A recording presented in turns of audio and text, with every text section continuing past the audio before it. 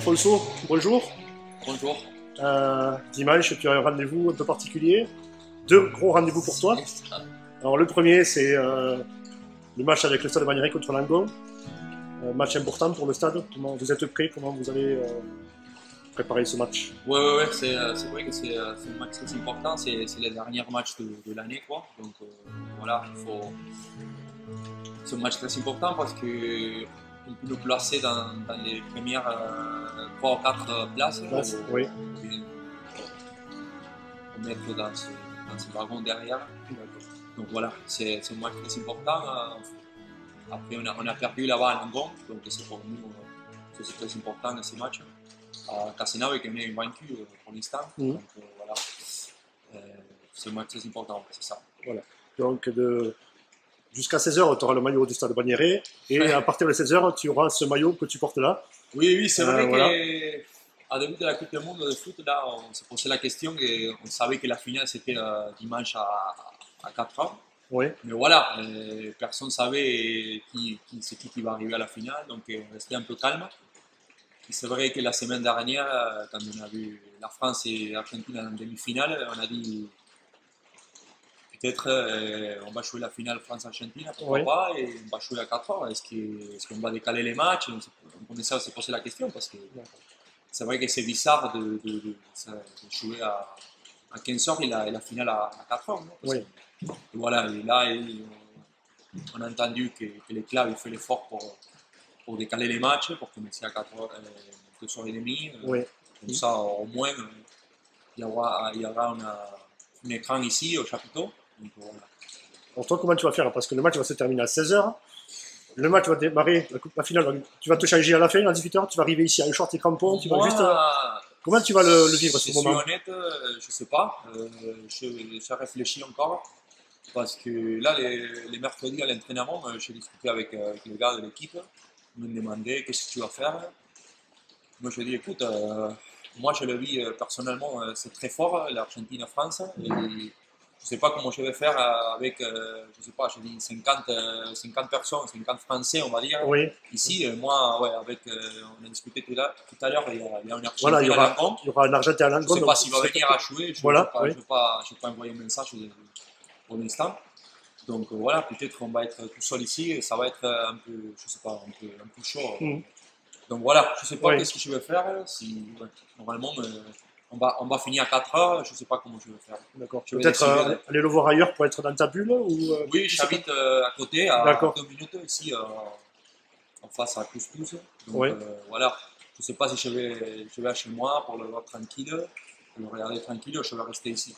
D'accord. Je suis honnête, je ne sais pas pour l'instant. Pour toi qui es argentin, tu es né à Mar del Plata, je crois que tu viens de là-bas. C'est ça. Le football, c'est vraiment une religion dans ton pays. C'est quelque chose de... Toi, en étant argentin, tu as commencé par le foot ou tu as été de suite au rugby? Comment ça s'est passé? Non, moi personnellement, j'ai commencé directement pour le rugby. Après, c'est vrai que là-bas, comme tu dis, c'est une religion. Le foot, c'est incroyable. C'est un sport, c'est le sport plus important là-bas. Donc, voilà, la Coupe du Monde, ça vit vraiment intense, très très intense pour les Argentins là-bas. Et nous, quand tu quittes ton pays, tout ça, tu le vis peut-être différent aussi parce que tu es loin de ton pays, de ta famille et tout ça. Donc, nous, on le vit peut-être plus fort que vous, peut-être. Oui, ici, tous c'est ensemble. ouais. Oui. Nous, on est considéré comme un pays qui n'est pas forcément très, très sportif. Mais on se raccroche à nos équipes nationales quand il y a des gros événements. Oui, voilà. Ça compte. Est-ce que c'est vrai que le foot en Argentine, c'est vraiment quelque chose d'énorme, c'est une culture, une religion. Est-ce que c'est la même chose pour le rugby? Est-ce que le rugby argentin a vraiment explosé et est devenu une très très grande nation de rugby? Est-ce qu'il y a encore une différence? Il y a une différence, ouais. C'est vrai que le rugby aussi c'est très important, il se vit d'une manière très importante, très forte, mais par rapport au rugby, à foot, ça n'a rien à voir. Le foot, c'est complètement un truc de fou là-bas. Si tu vas à l'Argentine, c'est incroyable. Il y a des terrains de foot partout. C'est pas comme le rugby ici, que tu vas en la France, il y a des terrains de rugby dans toutes les villes et tout ça. C'est normal ici. Oui. Là-bas, c'est pareil, mais avec le foot. Donc, là-bas, le foot, c'est le sport. Tout le monde, normalement, commence pour le foot et après, il va au rugby, au basketball et tout ça, mais d'abord c'est le foot. Le foot. Ouais. Tu as toujours de la famille en Argentine. Ouais. Est-ce que tu les as eu, tu as échangé avec eux pendant cette Coupe du Monde? Oui, Comment ils le vivent? on est toujours en contact. J'ai mon père là-bas et mon frère. Et voilà, là, par exemple, ça joue c'est dimanche et c'est un moment de famille et tout le monde il va se rejoindre pour voir les matchs ensemble, pour faire un repas familial avec les amis. Et bien sûr, regarder les matchs derrière. Donc voilà, ça va être un événement vraiment important là-bas. Dans tous les pays, va être derrière la sélection nationale. On voit qu'au Qatar, il y a énormément de supporters argentins qui n'arrêtent pas de chanter, qui n'arrêtent pas de faire la fête. Bon, c'est le côté très latino de l'Amérique du Sud, un peu comme le Brésil, votre grand rival. Vous n'êtes pas trop copains au niveau du. Bon, pour l'instant, au rugby, vous inquiétez pas trop, mais au foot, c'est vraiment la guerre sur le terrain. Ça vient d'où? C'est vraiment. C'est inné chez l'Argentin, le foot, les chants. Oui, c'est comme ça. Ouais. Là, toutes les équipes de foot, il y a des supporters qui sont comme ça, tu vois, qui chantent les 80 minutes de match, même avant, après, la journée avant. C'est comme ça, c'est culturel, c'est la culture. C'est comme ça là-bas. Donc oui, tout le monde, ils sont allés à Qatar comme différentes façons. Il y a des gens qui sont tout vendus pour aller là-bas et après ils ont laissé son boulot, ils sont fait vraiment des choses très comment dire extrêmes pour arriver là-bas. C'est incroyable là-bas, c'est dit comme ça. C'est la Coupe du Monde, c'est tout. Vous vous sacrifiez pour aller voir un match pour arriver là-bas. Ouais. C'est incroyable. Donc, voilà. Et justement, cette finale France-Argentine, pour toi, sur le terrain, comment tu la vois? Est-ce que l'Argentine est favorite pour toi parce que tu es argentin ou est-ce que c'est partagé? Non, je crois, ouais, bien sûr. Toujours tout le monde dans son pays, il va dire qu'il va arriver à la finale. Nous, je crois que nous, on était favoris avant la Coupe du Monde parce qu'on arrivait à un très très bon moment. On a gagné la Coupe d'Amérique. On était à Messi, on était en pleine forme. Voilà, donc on est une équipe complète. Et voilà, et moi, à mon avis, c'était la France. Moi, j'ai dit, si tu me demandes avant la Coupe du Monde, j'avais dit l'Argentine. La France, pour moi, elle était favori. Après, il faut gagner la demi-finale. Tu peux perdre, c'est comme ça. Hein. Oui. Mais la France, pour moi, c'était les deux, trois favoris, c'était la France. C'est pas rare de voir la finale comme ça, Argentine-France, je crois. À ce niveau-là, c'est rare, mais les matchs entre l'Argentine et la France ont toujours été très intenses. Oui. Nous, on se rappelle de la dernière Coupe du Monde, la finale. Oui. On a perdu 4 à 3, c'est ça? 4 à 2. 4 à 2, ouais, voilà. Donc, c'était un match énorme, je me rappelle. Voilà. J'espère que cette fois, ça sera la bonne. Par nous, mais voilà. Surtout qu'il y a un joueur exceptionnel, Messi, c'est sans doute sa dernière compétition. Oui, c'est ça. C'est pour ça aussi que les Argentins ils lobby très fort parce qu'on sait que c'est son dernière Coupe du Monde.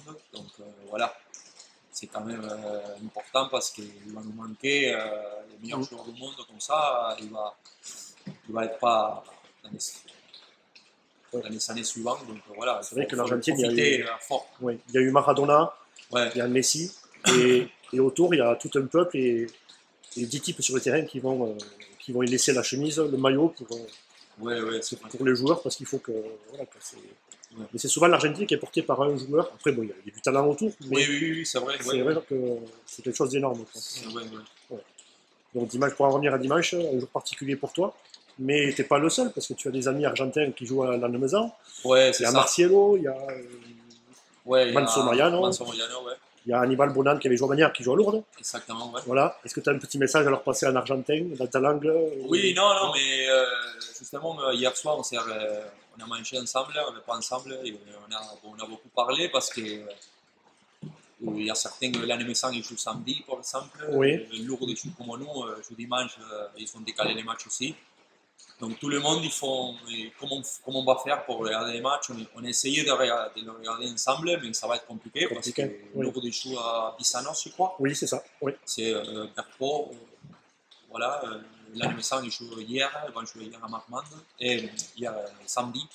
à Marmande, donc ça va être compliqué de le regarder ensemble, mais on est tous derrière, on est tous ensemble, les au téléphones avant, téléphone, et voilà, dès qu'un résultat, et dès que le match finit, sûrement on va se rejoindre pour... ouais.